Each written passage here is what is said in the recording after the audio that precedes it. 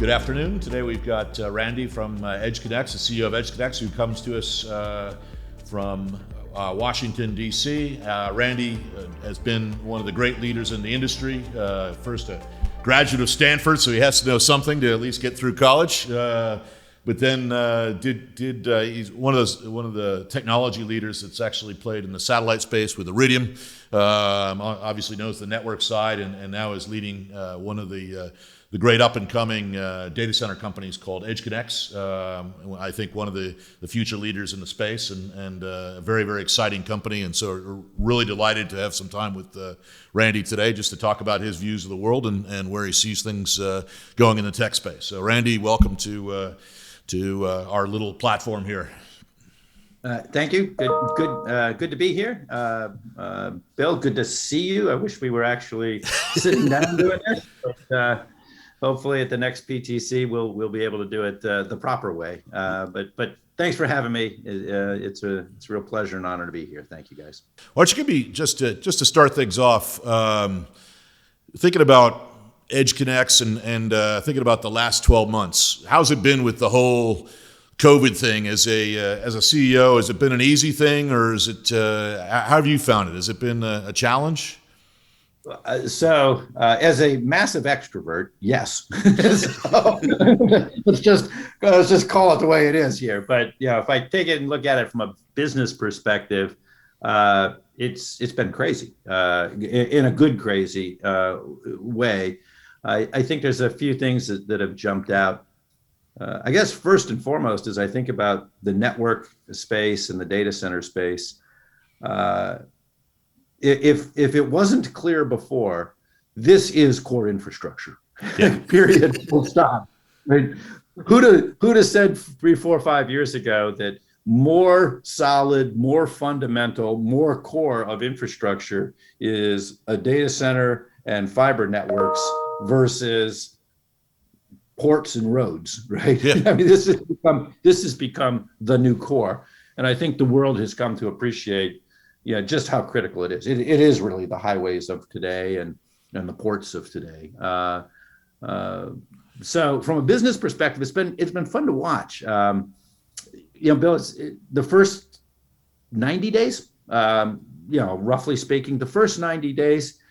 What little hair's left, hair on fire. My teams were swamped connectivity requests. Yeah. So not necessarily new things going in, just a lot more cross connects, new fiber installs happening, just a whole bunch of connectivity requests in everywhere in the world, right? And so we operate almost just under 50 data centers now in 35 markets, and there wasn't one that was immune to this, right? It was everywhere. Yeah. Fast forward through those first 90 days, and I think what we saw then was the capacity needs started to go. First, it started with existing customers, and hey, I need another couple racks, another couple sets of servers for storage or compute and so on. And then as we get to the fall, kind of the fall timeframe, then it was like, well, actually, then we see more and more demand going. And if you think about it, it shouldn't surprise us. And we'll talk about the edge in a little bit, but wave 1 of the edge was content closer to the consumer. Wave 2 was cloud closer to the enterprise. Today, we've got to get cloud close to the home. Just thinking about, so let's talk about EdgeConneX, or actually let's talk about edge data centers themselves, right? So obviously I'm a little bit in that space myself these days, but and it's become a very hot topic. How do you define? A lot of people are learning about the difference between a hyperscale data center and an edge data center, and I mean, you've built your business on that platform for the most part, although you do both, I think, right? How would you define it in your views? So when we started, we started with the premise of bringing content closer to the consumer, and the natural jumping off point was near the aggregation routers in the ring around the markets, right? And so it was the big broadband providers in the U.S. to start with, all recognizing the huge growth in terms of content and over-the-top content and so on. And when we started the company in the end of 09, beginning of 10, keep in mind, Netflix was for the most part still shipping CDs, and the iPhone was on release 2 and only worked on the AT&T network. I mean, everybody looks back and says, well, it's obvious. No, nobody was there so obvious when we were using my credit card for the first centers, right? Yeah, oh, it's obvious. But anyway, so when I think of the edge, I think of the kind of the natural jumping on or off point of either where the service is served or the data is ingested or sent out to the service. And so that first wave was near those aggregation routers, and it was bringing a much better content experience, eliminating the spinning pinwheel and the pixelization, and it worked fantastic, right? We had to build 23 data centers in 24 months because the first trial went so well. 23 data centers in 24 months. A lot of people probably listening to this podcast will appreciate what that is. No, it's absolutely amazing what you guys did in such a short period of time. And then move from there and build. And what we saw was the cloud guys, same thing. Hey, look, just like you need to get content close to the enterprise, we need to get the cloud, or content closer to the consumer. We need to get the cloud closer to the enterprise. Less connectivity costs, lower TCO for the enterprises, much more predictable experience. And you see obviously the cloud guys building these incredibly robust backbone networks themselves. Just remarkable what the investments and the technology that they've deployed. And that began for us probably in the 2014-15 timeframe. And that grew to the location sensitivity, moving us up into the core. And those were kind of the on-ramps and the network nodes and those types of things initially. And fast forward to today, and it's interesting what we see now is obviously some of the applications are starting to emerge where the edge may go further still, right? Even closer still, whether it's IoT or autonomous or you hear about AR. Do you think micro edge, for example, is that the term you guys? Yeah, the micro edge. Yeah, the micro edge, the far edge. We kind of call it that, right? And it's not like one displaces the other. They actually all grow. If you look back, when we're still young men in 20 years from now, and we're looking back and we look at 2001, 2002, and we say, all right, these CEOs got it right.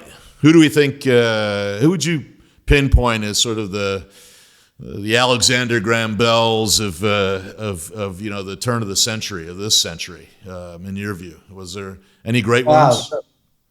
So when we look back and we get it right, wow. So I'd say hard to argue that Jeff Bezos and Bill Gates didn't get it right, although Bill's was an interesting trajectory there, right? Yeah. I'd say the folks, if I look back on that era, the folks that realized the shift, the fundamental shift that would occur with the internet, I think got it right. There were those that didn't believe it or couldn't believe it, and there were those that embraced it from the get-go, right? The team at Salesforce got it from the get-go, right? They totally saw the new compute paradigm out there. Obviously, Google unleashed and harnessed the power of the internet and compute like nobody's business. I think what Satya has done at Microsoft is maybe going to be one of the best business cases we're ever going to read, right? Yeah. And Jeff Bezos ignored all the naysayers. He truly ignored all the naysayers every step of the way. Hard not to say Steve Jobs didn't have vision beyond his. I would think century, right? Yeah. But I think that's where it's at. Then I think there were some companies that also, and they've had ebbs and flows, and they may not be what they were. But you look at the Ciscos; they embraced that internet. They embraced the internet and saw that transition happening very quickly, right? And move forward. Now, tough thing is, did they get themselves so successful that they weren't there for the next generation, right? The software-defined routers and so on, right? Yeah. That's always the tricky one. So it's It's who can keep replacing themselves, right? It didn't happen with Motorola necessarily, right? It did with others, right? You gotta be your own competition in some ways. You gotta replace yourself. So I think we need another 20, 30 years to say, okay, if I got it right once, that's good. Did I get it? Did I stay in front of myself or get out of my own way? Maybe Yeah. the next 50 years to see where we're at. So it'll be an interesting conversation, and we'll be able to sit back and let this be others problems. But I look forward to it. Let me talking to my grandkids about it. Yeah. Well, that's Randy Brouckman from EdgeConneX. Thank you, Randy, for a very, very scintillating conversation, and it's really great to catch up with you over the Zoom, and look forward to spending some time with you in Hawaii, hopefully in January or sooner. But thanks again, and thanks for everything that you shared with our viewers. My pleasure. Thanks for having me.